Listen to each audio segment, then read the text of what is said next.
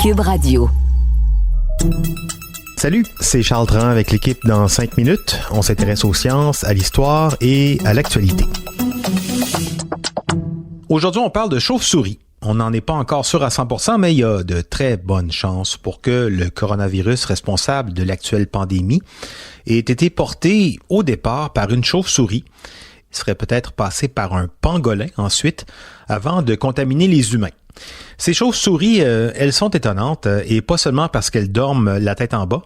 Prenez les pires épidémies virales de ces dernières décennies, le SARS, le MERS, l'Ebola, et donc peut-être aussi la COVID-19. Tous ces virus venaient de ces petits mammifères volants. Comment ça se fait que les chauves-souris soient de tels réservoirs à virus? Et avec une telle quantité de ces virus dans leur corps, comment est-ce qu'elles survivent? Alors que le virus Ebola a tué jusqu'à 90% des humains infectés dans certaines épidémies. Voici quelques pistes d'explication avec Baptiste Zapirin.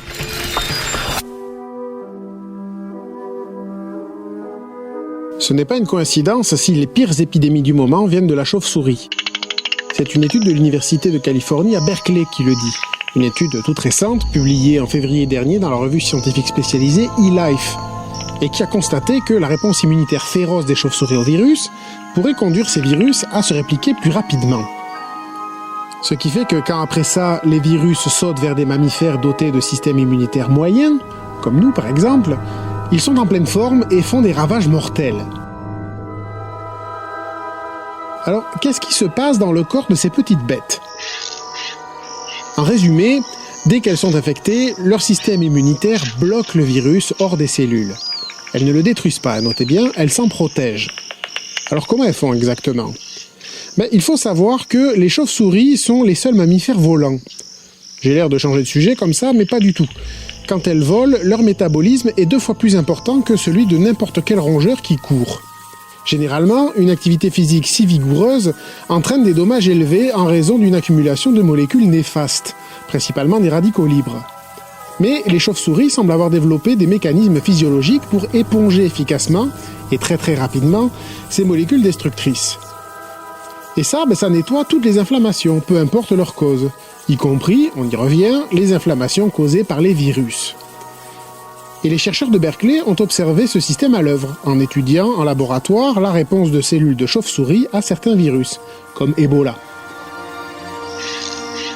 Ils ont constaté que leur système immunitaire relâche une molécule particulière, interféron alpha, qui agit comme une sonnette d'alarme, si on veut, et dit aux autres cellules de construire une barrière pour empêcher les virus d'entrer. Cette barrière, elle est constituée de molécules interférons. Et en comparant la réponse des cellules de chauve-souris à celle d'autres animaux, comme les singes, ce qui a frappé les scientifiques, c'est la vitesse de réaction de ce système immunitaire.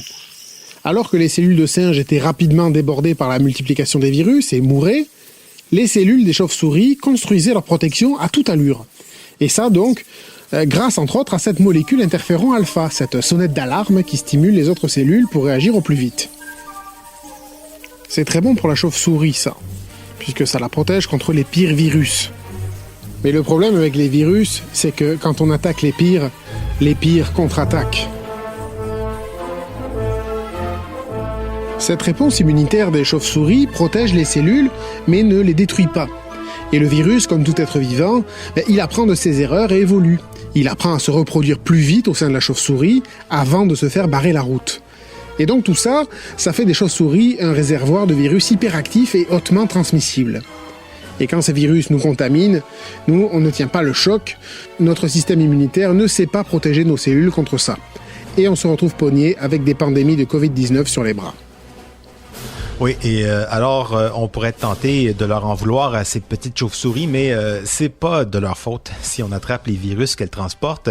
Si leur virus arrive jusqu'à nous, c'est sans doute avant tout parce que nous, avec nos élevages, nos exploitations, on s'aventure de plus en plus près des territoires où elles habitent. Par exemple, en 1998, en Malaisie, des élevages de porcs ont été installés près d'une zone d'habitat de chauves-souris roussettes. Ces chauves-souris ont été attirées dans les zones agricoles par les arbres fruitiers.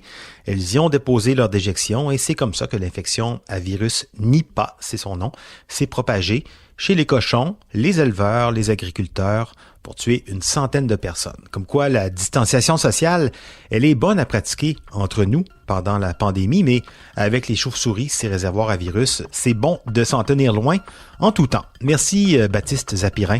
C'était en 5 minutes.